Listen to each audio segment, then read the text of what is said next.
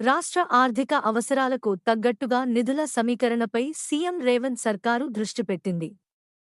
బడ్జెట్లో కేటాయింపులకు ముందే 3 కీలక పథకాలకు నిధుల సమీకరణ చేస్తోంది. రుణ మాఫీ, రైతు భరోసా, రైతు బీమా పథకాల అమలు కోసం భారీగా రుణాల సేకరణకు తెలంగాణ ప్రభుత్వం కసరత్తును ముమ్మరం చేసింది.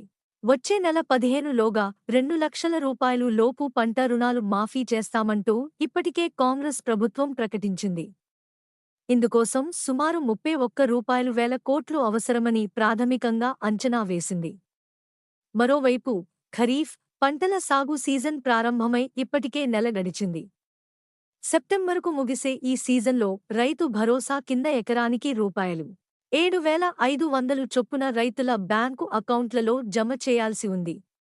ఈ పథకానికి కనీసం రూ.5,000 కోట్లైనా తక్షణం అవసరమని ఓ అంచనా.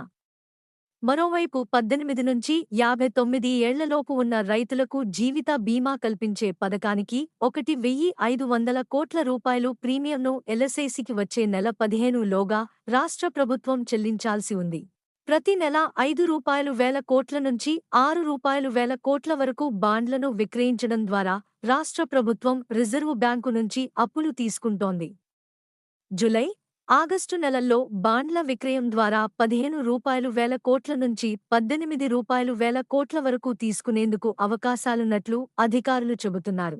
ప్రభుత్వ భూములతో పాటుగా తెలంగాణ రాష్ట్ర పారిశ్రామిక మౌలిక సదుపాయాల అభివృద్ధి సంస్థ ద్వారా బ్యాంకుల్లో తాకట్టు పెట్టి రూ.10,000 కోట్లకు పైగా రుణాలను సేకరించేందుకు అవకాశాలున్నాయని భావిస్తోంది. అవసరమైతే భూముల తనఖా ద్వారా నిధుల కోసం ప్రత్యేకంగా రైతు సంక్షేమ కార్పొరేషన్ ఏర్పాటు చేయడం ద్వారా రుణం తీసుకోవడంపైన ఆలోచిస్తోంది. ఆగస్టు ప్రారంభం నుంచి రుణమాఫీ అమలు ప్రారంభమయ్యే అవకాశాలు కనిపిస్తున్నాయి. మా యూట్యూబ్ ఛానల్ చూస్తున్నందుకు ధన్యవాదాలు. తాజా వార్తల కోసం మా ఛానల్ను సబ్స్క్రైబ్ చేయండి మరియు బెల్ ఐకాన్ను క్లిక్ చేయండి. తద్వారా మా కొత్త వీడియోలు మీకు వెంటనే అందుతాయి. మీ అభిప్రాయాలు కామెంట్స్లో పంచుకోండి. తదుపరి వీడియోలో కలుద్దాం. ధన్యవాదాలు.